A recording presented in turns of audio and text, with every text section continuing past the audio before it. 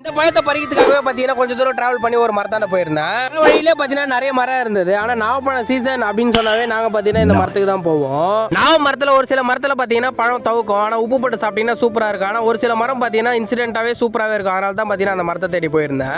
மரத்துலேருந்து அந்த பழம் விழுந்து எப்படி இருக்கு பாருங்க ரோடு. பைக் ஓட்டும் போது பார்த்தீங்கன்னா கொஞ்சம் சேஃபாகவே ஓட்டணும் இந்த இடத்துலலாம். சரி ஓகே அப்படின்னு சொல்லிட்டு பார்த்தீங்கன்னா நான் தேடி வந்த மரத்தாண்டு வந்துட்டேன். இந்த பழம் பார்த்தீங்கன்னா அவ்வளோ இனிப்பாக இருக்கும் சாப்பிட்றதுக்கு.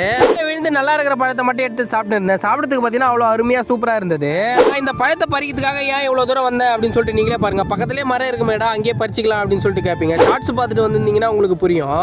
அதனால அந்த கிளிப்பு போடுறேன், நீங்களே பாருங்க. என்னடா இப்படி இருக்கு. அன்னைக்கு ஒரு நாள் பார்த்தீங்கன்னா சும்மா வீட்டில் இருக்குது ஏன்னா போலாம் மாப்பிள அப்படின்னு சொல்லிட்டு கிளம்பி போவோம். பார்த்தீங்கன்னா வழியில் ஒரு நாவ மரத்தை பார்த்தேன். நண்பா உங்க ஃப்ரெண்டா நினைச்சு இந்த வீடியோ கூட லைக் பண்றேங்க. அட நான் போய் சாப்பிட்டு எவ்வளோ நாள் ஆகுது. சரி ஓகே போய் பறிக்கலாம் அப்படின்னு சொல்லிட்டு பார்த்தீங்கன்னா பக்கத்தில் போயிருந்தேன். ஒரு சில நாவ மரத்தில் இருக்கிற பழம்லாம் பார்த்தீங்கன்னா கொஞ்சம் தவுக்குற மாதிரி இருக்கும். அதை உப்பு போட்டு சாப்பிட்டா பார்த்தீங்கன்னா அருமையா இருக்கும். ஆனால் ஒரு சில மரம் பார்த்தீங்கன்னா நல்லாவே இருக்கும். சரி ஓகே எப்படி இருக்கு செக் பண்ணலாம் அப்படின்னு சொல்லிட்டு பார்த்தீங்கன்னா கீழே இருந்தே ஒரு பழத்தை பறிச்சேன். எனக்கு அந்த பழத்தை பறிக்கும் போதே பார்த்தீங்கன்னா கொஞ்சம் டவுட்டாகவே இருந்தது. என்னடா பழத்தில் ஏதோ புள்ளி புள்ளியாக இருக்கு, என்னது இது அப்படின்னு சொல்லிட்டு பார்த்துன்னு இருந்தேன். அந்த பழத்தை பறிக்கும் போது மரத்துக்கல்லையில் நல்லா உறுத்து பார்த்த பிறகு தான் தெரிஞ்சது கம்பளி பூச்சி இருக்குது அப்படின்னு சொல்லிட்டு.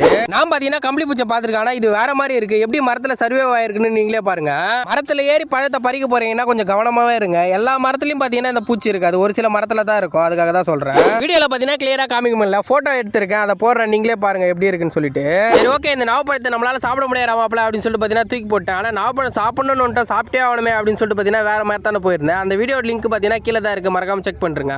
வீடியோ பிடிச்சிருந்தா மறக்காம லைக் அண்ட் சப்ஸ்கிரைப் பண்ணுங்க மக்களே. டாடா பாய் பாய்.